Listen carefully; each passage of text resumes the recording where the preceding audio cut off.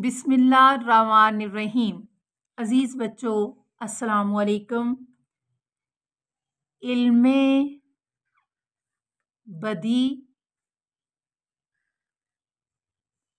और सन्नतों की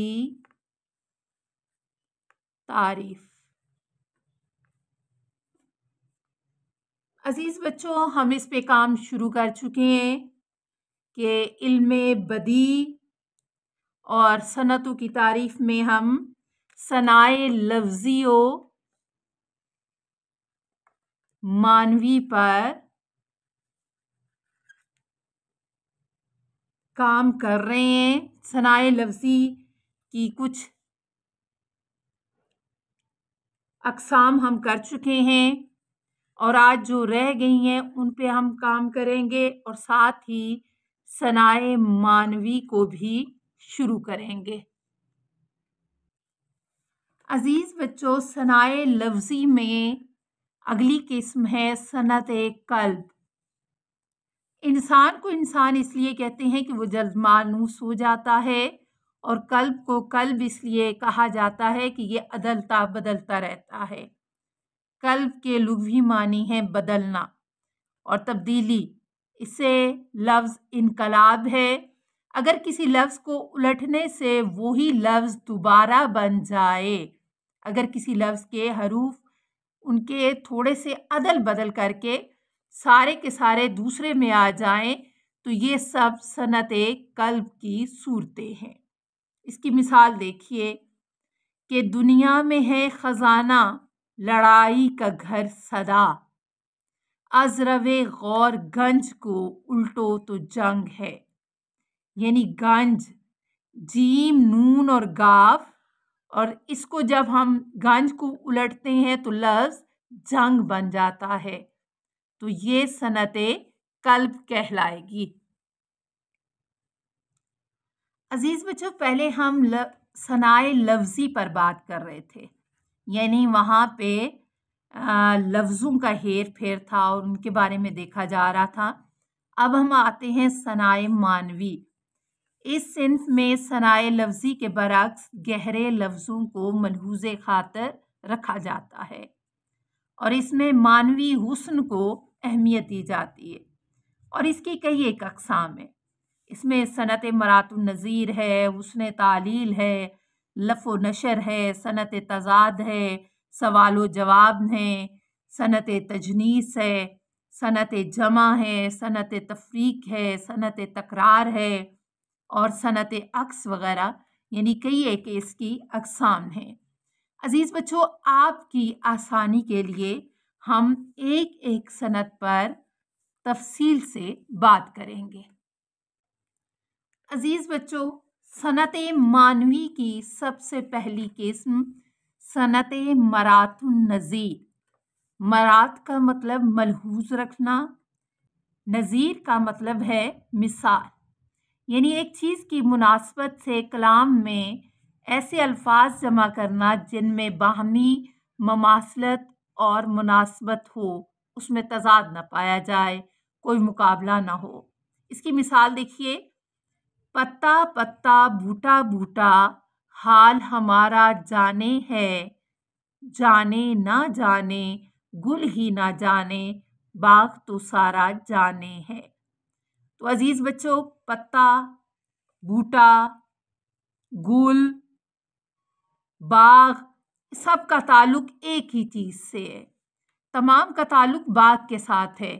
अब इसमें किसी किस्म का कोई तज़ाद या मुकाबला नहीं है, तो इस लिहाज से ये सनअते मरातुन नज़ीर कहलाएगी। अगली मिसाल देखिए, आशना अपनी हकीकत से हो ए दहकां ज़रा, दाना भी तू, खेती भी तू, बारां भी तू, हासिल भी तू।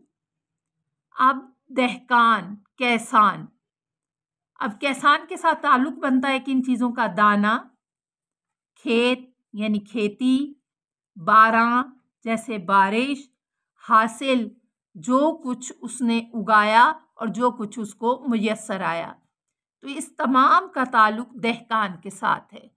تو یہ صنعت مرات النظیر اپنی مماثلت اور اپنی مناسبت کی وجہ سے کہلائے گی، کیونکہ اس میں کسی قسم کا تضاد اور مقابلہ نہیں ہے۔ عزیز بچوں، معنوی لحاظ سے دوسری قسم حسن تعلیل۔ تعلیل کا مطلب ہے سبب یا وجہ۔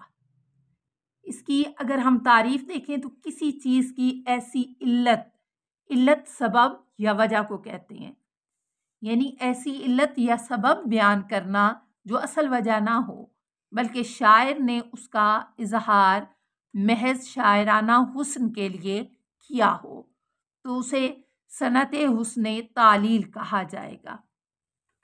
اب اس کی مثال دیکھیے، کس قدر احساس ہے فطرت کو میرے درد کا، جاگتے رہتے ہیں تارے رات بھر میرے لیے۔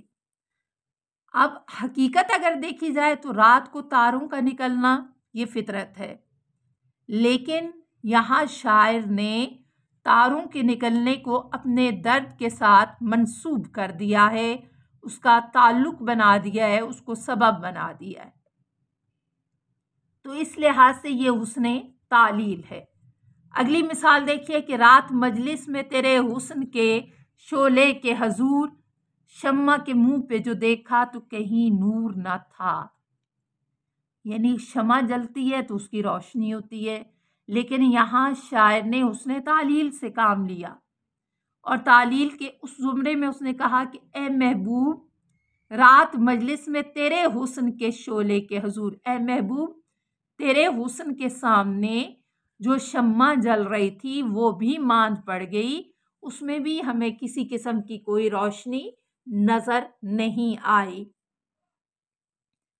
اگلا مرثیے کا شعر ہے میر انیس کا، تھی نہر القمہ بھی خجالت سے آب آب، روتا تھا پھوٹ پھوٹ کے دریا میں ہر حباب۔ یہ نہر القمہ، نہر فرات، جس کے کنارے حضرت امام حسین علیہ السلام کو بھوکا پیاسا شہید کر دیا گیا، تو یہاں شاعر نے حسن تعلیل سے کام لیتے ہوئے کہا کہ نہر القمہ کے پانی میں جو حباب یعنی بلبلے اٹھ رہے تھے، روتا تھا پھوٹ پھوٹ کے دریا میں ہر حباب، کہ ہر جو بلبلے کا پھٹنا تھا اس کو شاعر نے تشبیہ دی رونے کے ساتھ، کہ نہر القمہ حضرت امام حسین علیہ السلام کے پیاسے رہ جانے کی وجہ سے شرم محسوس کر رہی تھی، اور اس کا ہر بلبلا جو ہے وہ شرم سے پھٹ رہا تھا۔ اگلی مثال دیکھیے کہ پیاسی جو تھی سپاہ خدا 3 رات کی، یہ بھی حضرت امام حسین علیہ السلام کی فوج کے بارے میں ہے کہ وہ 72 مجاہد جو 3 دن تک پیاسے رہے، تو ان کی اس پیاس کی وجہ سے ساحل سے سر پٹکتی تھیں موجیں فرات کی۔ دریائے فرات میں جو موج کا تلاطم تھا تو ہر موج ساحل کے ساتھ آ کے ٹکراتی تھی، اپنی شرمندگی محسوس کرتی تھی۔ عزیز بچوں، اگلی صنعت ہے صنعت تعلیلی۔ تعریف اس کی یہ دیکھیے کہ جب شعرائے کرام کلام میں اپنی تعریف بیان کریں تو اسے صنعت تعلیلی کہتے ہیں۔ مثالیں اس کی دیکھیے، اسی اقبال کی جستجو کرتا ہوں برسوں، بڑی مدت کے بعد آخر شاہیں زیر دام آیا۔ علامہ اقبال کا شعر ہے اور انہوں نے اپنی تعریف میں یہ لکھا۔ حسرت یہ کس کے حسن محبت کا ہے کمال۔ حسرت کا شعر، کہتے ہیں سب جو شاعر رنگین نوا مجھے۔ یہاں حسرت نے اپنی تعریف کرتے ہوئے کہا ہے کہ یہ کس کے حسن محبت کا کمال ہے کہ سارے مجھے شاعر رنگین نوا، جسے نئے نئے خیالات آتے ہیں اور وہ ان کے بارے میں لکھتا ہے، وہ کہتے ہیں۔ زندگی کی شمع کی مانت جلاتا ہوں ندیم، بجھ تو جاؤں گا مگر صبح تو کر جاؤں گا۔ احمد ندیم قاسمی، کہ زندگی کی شمع کی مانند زندگی کو ایک شمع کی طرح سے جلا رہا ہوں.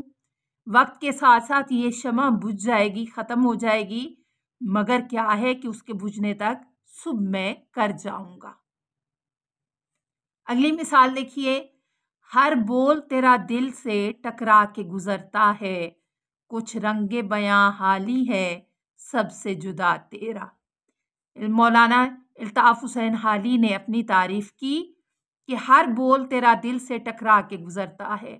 اے حالی، تم جو بھی لفظ کہتے ہو وہ دل کو چھو جاتا ہے، اور تمہارا جو رنگ بیاں ہے وہ سب سے جدا ہے، سب سے الگ ہے.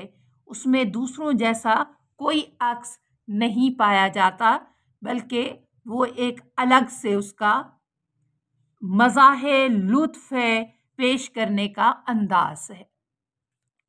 عزیز بچوں، یہ صنعت معنوی کی کچھ اقسام تھیں. طوالت کی وجہ سے ہم اس کو یہاں پر ہی ختم کرتے ہیں. انشاءاللہ صنعت معنوی کی باقی اقسام جو ہیں وہ ہم اگلی پوسٹ میں کریں گے انشاءاللہ.